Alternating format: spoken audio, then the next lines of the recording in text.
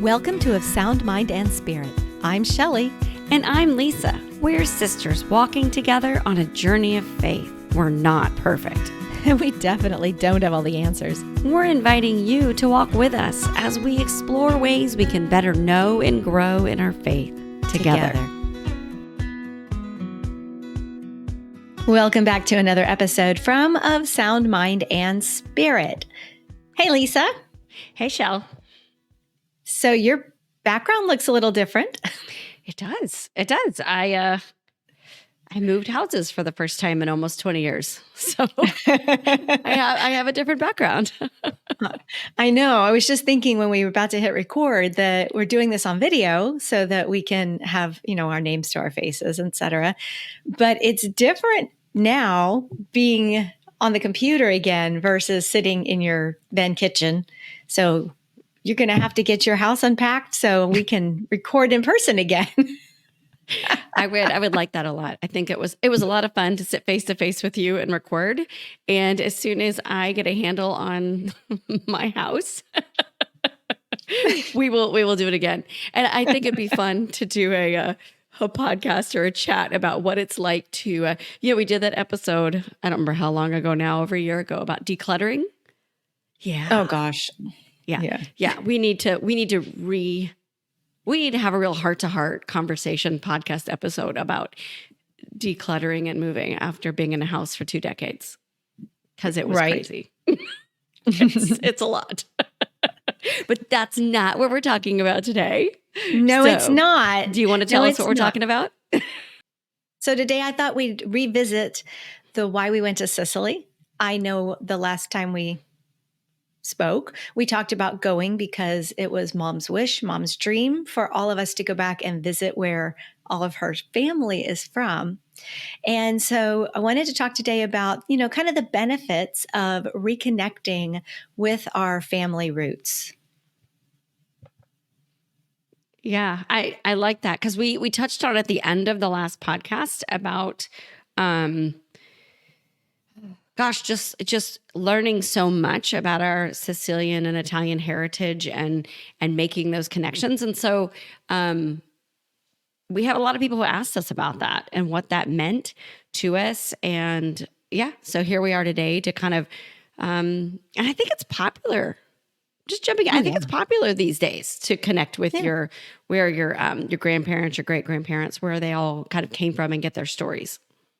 I agree. And, you and I were talking about how we grew up hearing different stories about our family. And I just wanted us to kind of talk about our culture and our identity and what that means, because going there was a really, really big deal to Mom because, of course, she knew her grandparents.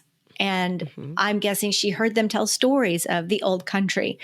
And we, being the third generation, don't have those memories. And I know there's only 3 years difference between us, but I was actually surprised that there are things I remember you don't. And so that gave us both very different perspectives on this trip of why we were there and what we were doing, or what we were seeing, I guess we could say. So, well, let's jump into it. Okay. I don't know how much recap we want to give, but I'll give just a brief one. Our family, our mother's family, all 4 of her grandparents are from Sicily. 3 of them are from a little town called Porto, and it's in the Trapani district. And the other one is from Alia, which is in the Palermo district.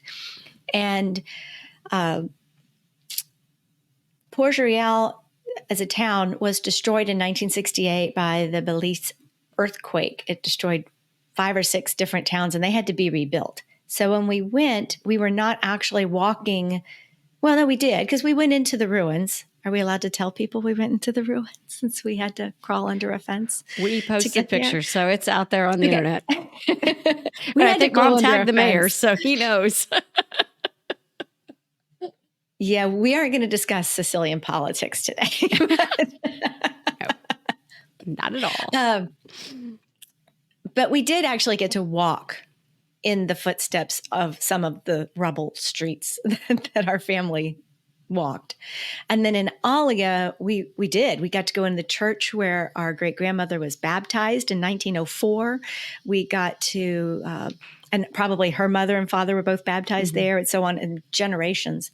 And the priest himself actually walked us up the mountain and took us down the street where we know their house had been. I don't remember when the houses were changed, the numbers had changed. He kept explaining, I can't tell you which one, but it was somewhere on this block here. So, but I think a lot of people have told me that they want to go back to their roots. They want to see where their families are from. And it's not unlike, in a small way, making a pilgrimage, if you think about it, to reconnect with, in this case, not your faith, but with your family. And because we went into like so many churches, you could say it was both for us. I kind of wonder this. I feel like it's almost a newfound thing that everybody wants to do, where you take the blood test and it tells you where your people are from in the world, or reconnect with those grandparents, great grandparents that we've lost, and we don't remember their stories. And maybe it's because our parents' generation is growing older, and many of our friends have already lost their parents. And you're looking at all of their pictures and their memories, and you're thinking, man, I wish I knew. I wish I knew them as people. I wish I knew this or that. And so it's become very, very popular to do this kind of look back. And I could also say maybe it's because people feel unstable in the world. They want to get those roots. We're a much more transient society, people moving from place to place. So maybe you don't have that, like grandma's home that you grew up in, and it's, they're still there, and like the cousins live there, and all that kind of thing. There's all kinds of reasons why people are, finding all of this. The other thing might be, I'll say, social media too. Because you see other people sharing, like there's this like little Nona grandma who's making pasta on Instagram, TikTok or something, and I'm like, oh, that would have been really cool, to have learned how to make pasta from a relative kind of thing, but we never did that. So I don't know. I think there's a whole bunch of reasons maybe why people are kind of looking backwards to find these stories and want to do this. And that you're right. It's very similar to a pilgrimage you might take for faith or for anything else, but you're reconnecting you're trying to find a piece of yourself through other people's stories. Yeah. And I'm curious how other people feel connected to their families, and how far back does it go? I mean, we're talking about, I grew up always feeling like we were Italian Americans or Sicilian Americans, depending on which cousin, grandparent, mom's cousin we were talking to. But being older, we've discovered I have different memories. So I remember going to some of those family reunions and seeing Aunt Angelina. I remember very, very faintly little grandma. So I'm wondering if there's something kind of tucked deep recesses of my brain in my memory that makes me feel very connected to it. Our children do not. Mm-mm. We have to teach it to them. And our family's been in the United States now since 1909. The last one to arrived in 1909. So we're talking, I can't do the math. You do the math. 100 and blah, blah, blah years, right? Well, at what point do we stop feeling like our family is Italian American or Sicilian American? We've got more. Go ahead. Oh, I was going to say, we live in Texas, and everything around here is about Mexican culture, Texan culture. There's a big identity in native Texan, or we were talking about how even in our parish church, we're in an area with so many immigrants that it feels like, sorry, that was your story, and I should have let you tell it. Because it was your idea we were talking before. Well, like a couple years ago, our parish did a big, they were trying to lead up to an international festival, right? Because we do we live in an area of Houston. Houston does have a lot of international people. It's a very international city. And our area specifically has a lot of international people. And so they were doing like, how do you say certain words in your language, or where you're, put the pin on where you're from, that kind of thing. And it was a big focus on it. And I remember it irritated me. Just to be honest, it really irritated me because I'm American. I'm Texan. And as an adult, as a 50-something-year-old, I don't feel that Italian heritage anymore. I don't speak Italian. I don't, besides knowing like mangia, like what Grandpa used to say to us at the dinner table. I don't know any. I know a lot more French and Spanish than I know any Italian. Had never really been to Italy. I've been to lots of other European countries and Mexico, and so I guess I found it was unsettling for me because it made me question where am I from? I'm from here. My parents were born in Texas. We were born in Texas. My kids are born in Texas. My husband's family, it's like born in Texas. It's kind of, it just is what it is. And so, so this is an interesting conversation for me because growing up, you're right, we wore those buttons on our shirts that said, "Kiss me, I'm half Italian." And I will bet you, as I'm cleaning out this house, these boxes, I will probably find one of those buttons because we used to go to the Italian festival every year in Houston and see mom's cousins and, the kissing Italian cousins and all that stuff. And as a kid, I was like, oh, I'm half Italian. It was so cool to be, identity, right? Mm-hmm. But as an adult, I don't feel it. And I think that's because I know so many people who really are a lot closer in lineage to that immigration. And for us, we grew up with, saying it, but not really living it. And so, I'm not surprised our kids don't have it because besides having Italian sausage every year for Christmas, I'm not sure there's a whole lot of Italian culture that we're living on a day-to-day basis. Yeah. I think that came naturally because Granny lost her parents young, and Grandpa's was the youngest of, our grandfather was the youngest of 11 children, 9 of whom survived to adulthood. I have been over to descendants of his oldest sisters, and their family still do all the customs. They still do all the foods. They make the cookies. They celebrate St. Joseph's Day with the altar. So, and it makes sense. The oldest daughter would be the one to carry the family history and to pass down the traditions. Well, we're from the baby boy. So where are our traditions that got pulled through beyond Granny making spaghetti sauce on Sundays and hard-boiled eggs in the sauce? And I think we always called it sauce. I didn't know that was an Italian thing, the hard-boiled eggs thing. I just thought it was some random weird thing that Granny did. See? But that's part of it, like it's, And I will say also, we can't leave out the fact that when they immigrated in the early 1900s, there was such a stigma attached to immigrants from Italy and Sicily and other parts of the world too. But there was a stigma, and they tried very hard to blend, assimilate. And so they, like Grandpa didn't speak a lot of Italian. Granny, I don't think spoke any Italian. Only the Hail Mary. Okay. I think she told me that she did her prayers in Italian. Okay. But, it was very much, we're American, we're here for a better life, the American dream. Our kids, the kids are going to be Americans. Mm-hmm. And so I think that there was a loss along the way of the language and the culture and the traditions because they were so eager they were here for a reason, and they were eager to celebrate it. Right. Well, and from the research I've done, the discrimination was real. I think every immigrant group that comes, no matter what time period, faces a level of discrimination.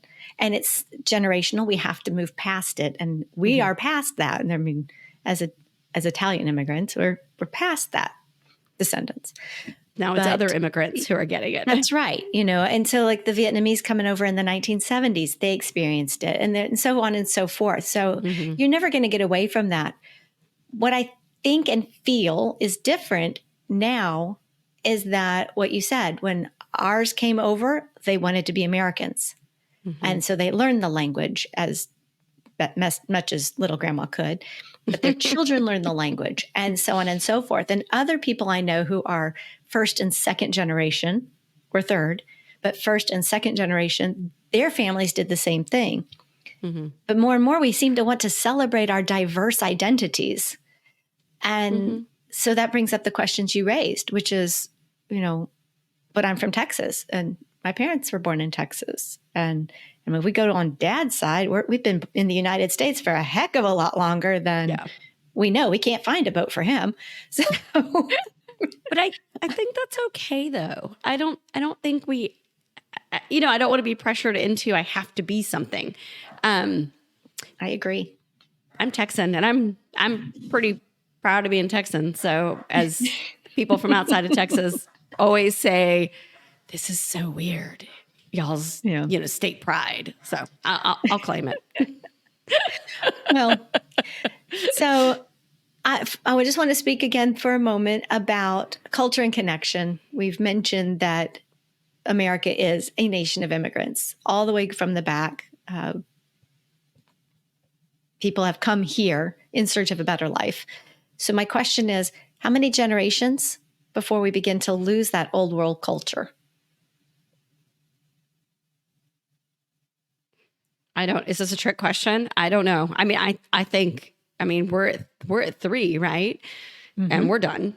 I mean, I'm just saying, I already said, I don't feel that an identity to that, where our great grandparents came from, apart from their stories, you know what I mean? But I did not go to Italy and be like, oh my gosh, I found my people. Sorry. Well, as long as you're okay that I did feel like that when we went there. That's what's so interesting. Yeah. Is that we had such really a different appearance. Yeah. But you also remind our listeners what your degrees are in and your background, because I think that plays a huge part of, we're different people. I know, shocking. But you also, that your life has been dedicated to this kind of thing. So that is true. Well, she's right. I have a bachelor's degree in English and history and a master's degree in applied history. And I spent 20 plus years working as an archivist and doing genealogy with my mother. So, yeah. So that's kind of my passion, an oral history, helping people collect stories of their family members to pass down to their children, to create those legacies.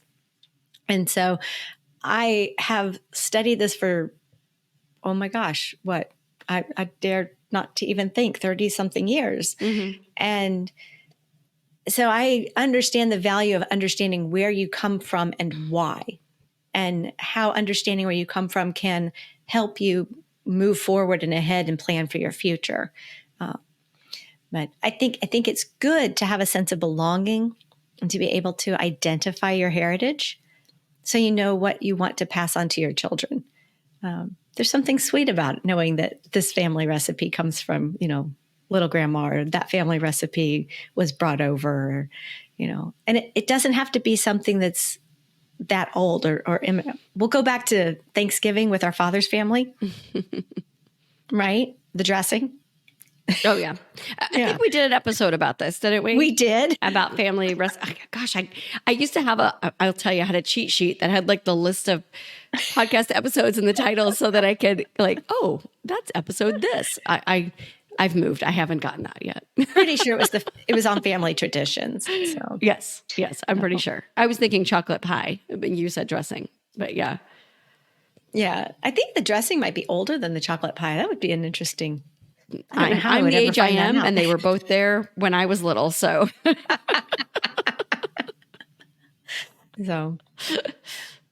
well, I know genealogy is a really popular thing also, especially with the advent of Ancestry. Everybody can do it online, or mom would be like, there are other ones you could mention too.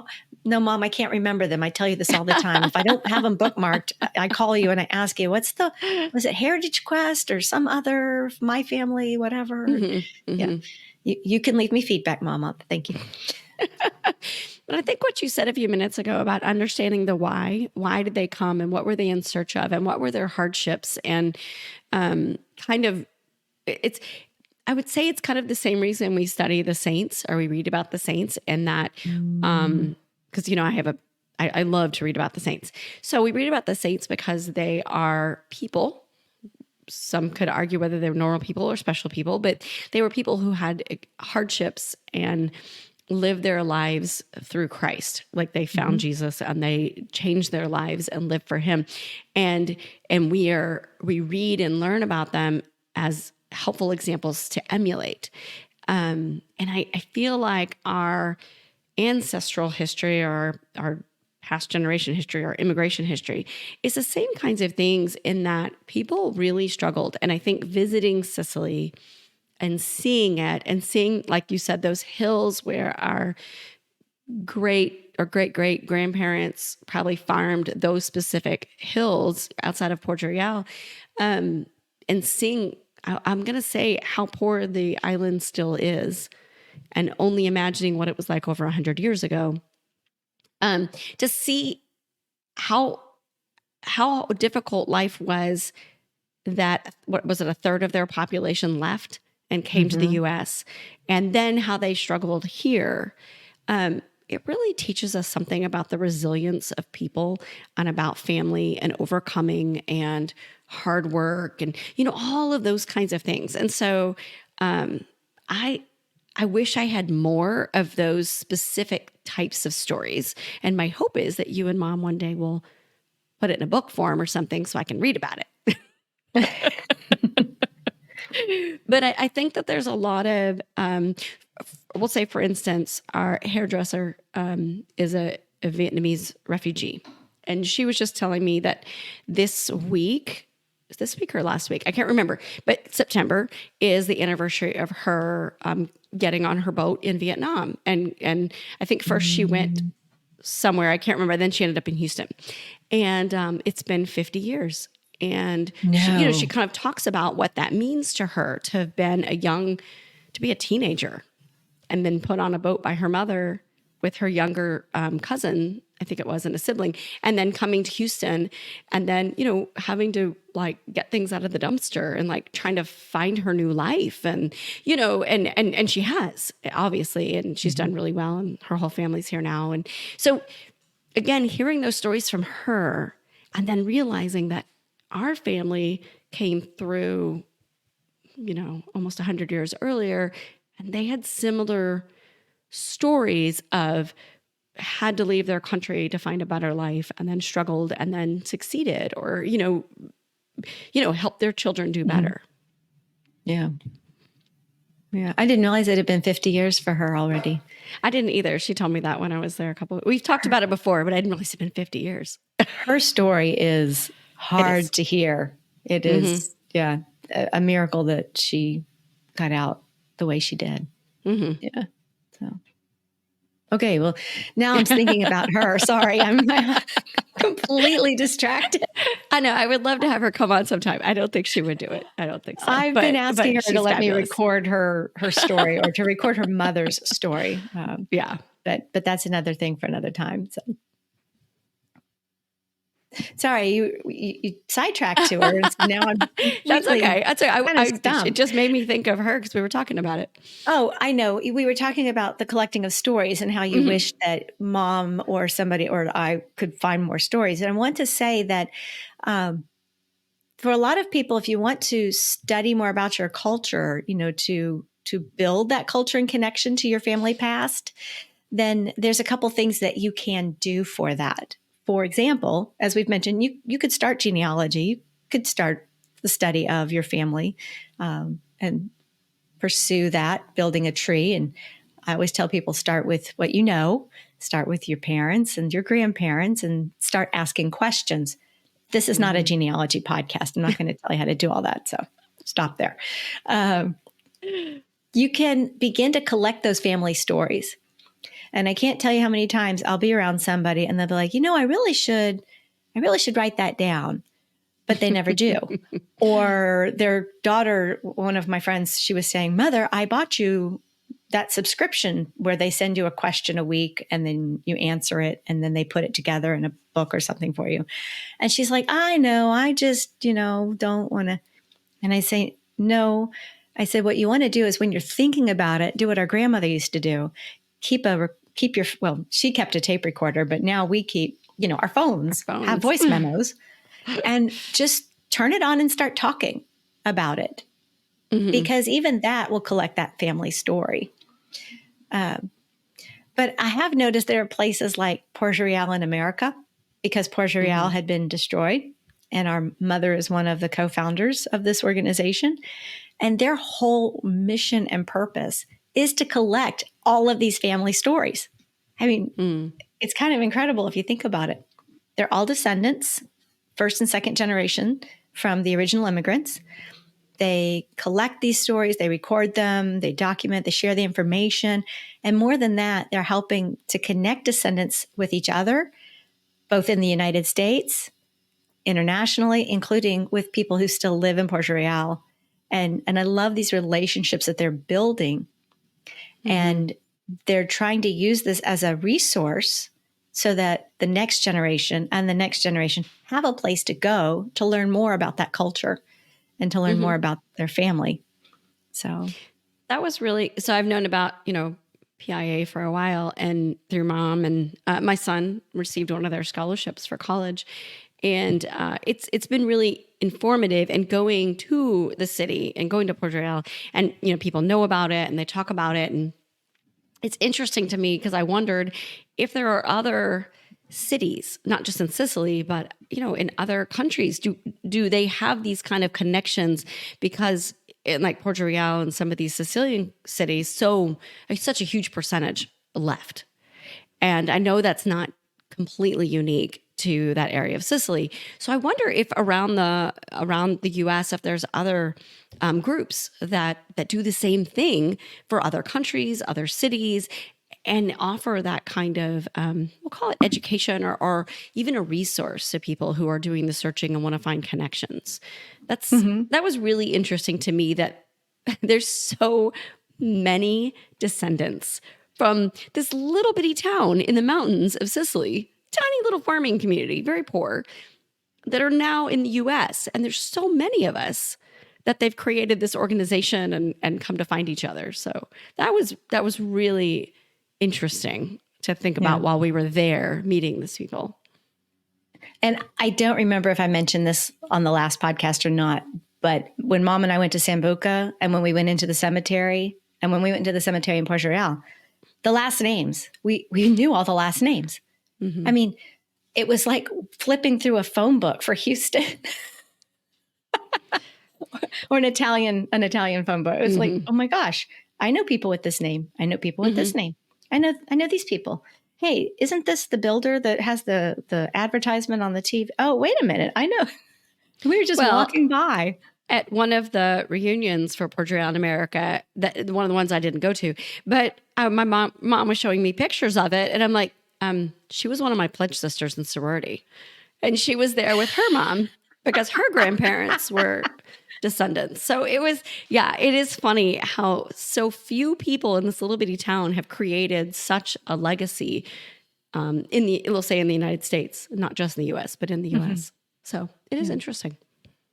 Well, I think for us, it was different because we had to go all the way back to Sicily for it. But as we're talking and you're saying that, I'm mindful that there are genealogy organizations and big genealogy families that have reunions and get-togethers. I'm thinking like the Thomas Jefferson Descendancy, or the Mayflowers, the big organizations.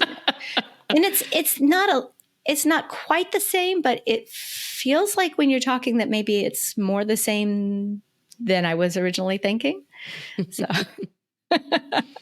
yeah. I think, go ahead.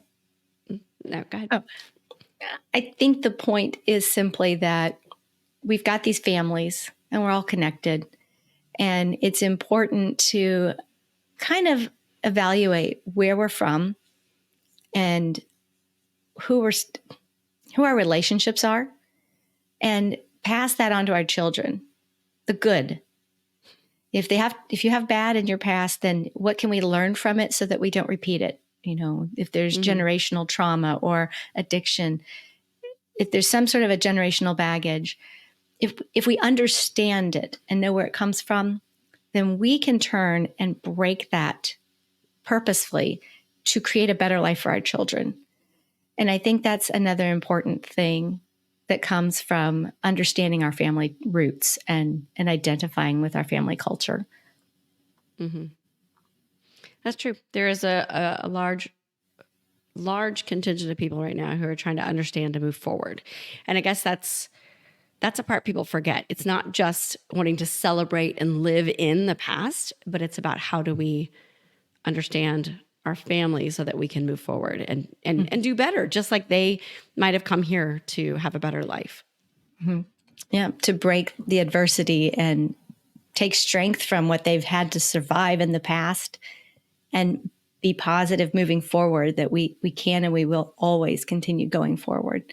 Mm-hmm. So, yeah, I think it's important. I hope that our children, especially coming on this trip, understand that sense of belonging, no matter where they're from, because you and I have talked about this before. I tell my kids they're American mutts. They have, having done family trees between my husband's family and mom and dad's family, I can put them almost any place in American history. So how do they identify? Are they Italian? Are they Native American? Are they Texan? Are they Oklahoman? Are they, how do they see themselves? And these are questions to think about. I never asked my kids that question, so that's interesting. We'll see what they would say. Yeah. So I did have one of my children told me once that they thought they were born in the wrong place. So they wanted to be a different something. They wanted to be European. I won't say where.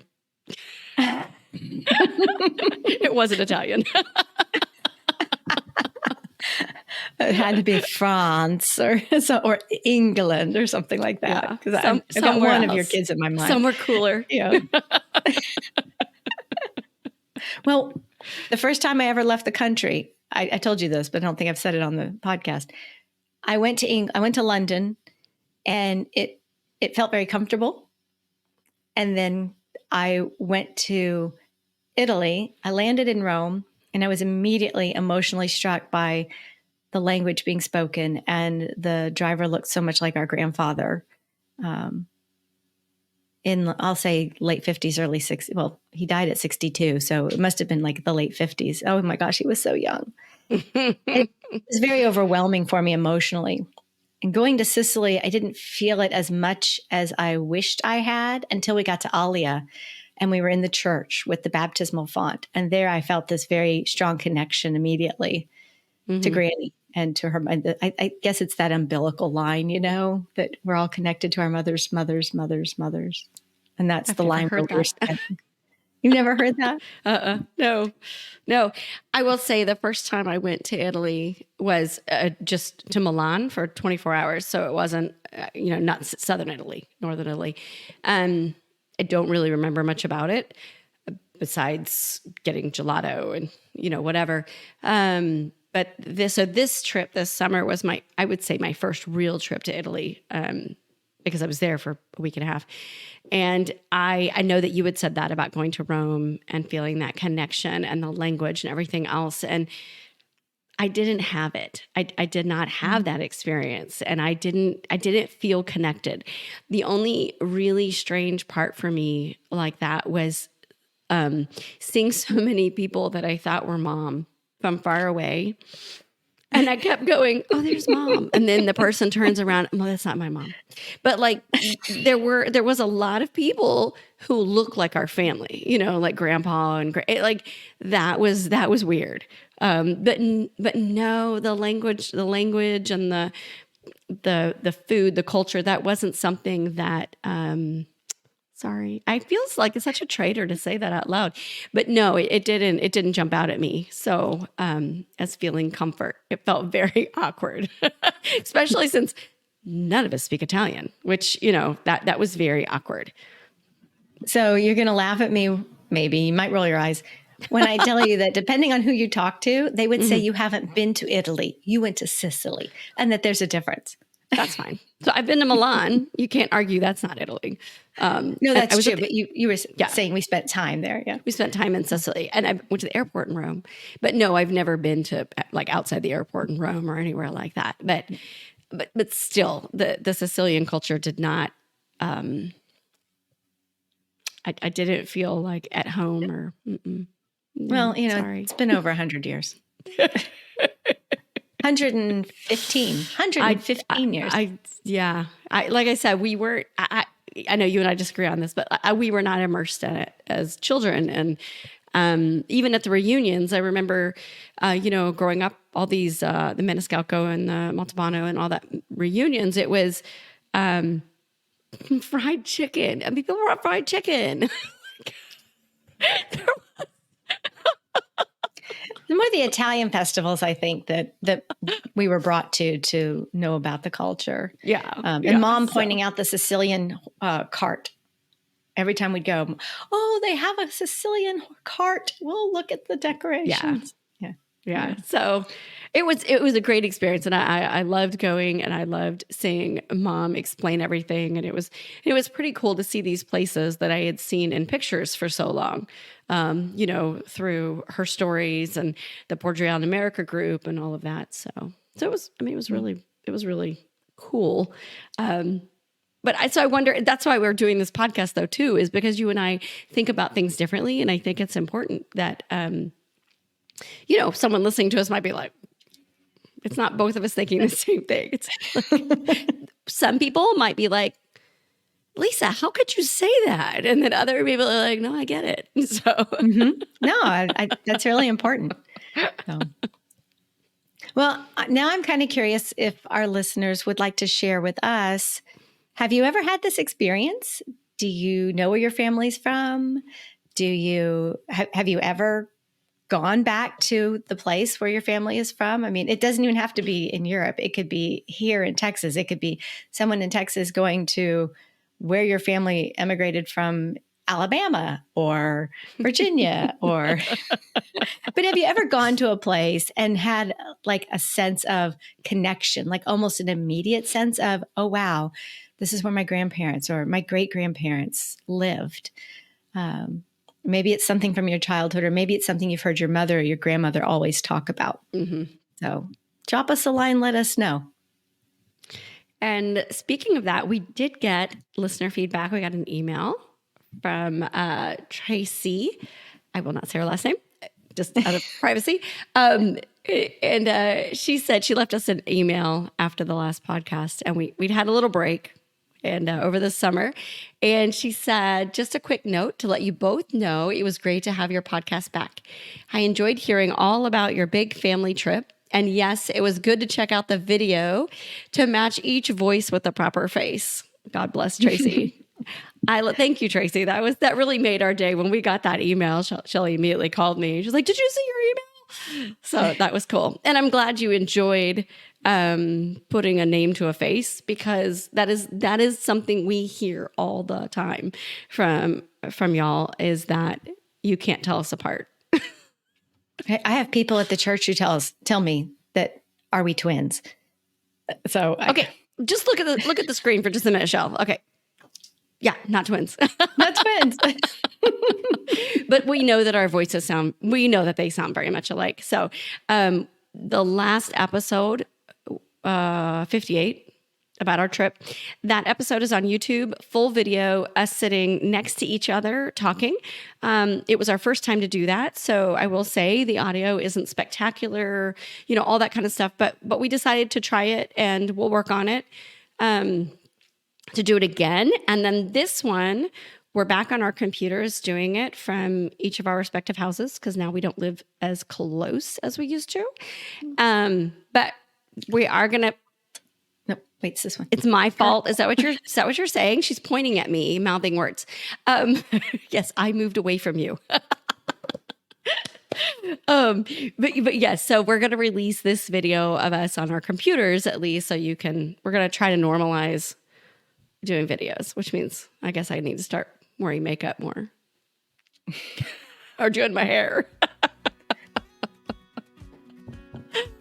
All right, Shell. I think we are done here. I think I hear my daughter in there making some lunch, so I gotta go. All right. All right. Thanks everyone for joining us, and be sure and leave us some feedback and let us know what else you'd like to hear us talk about. All right. Bye. Bye.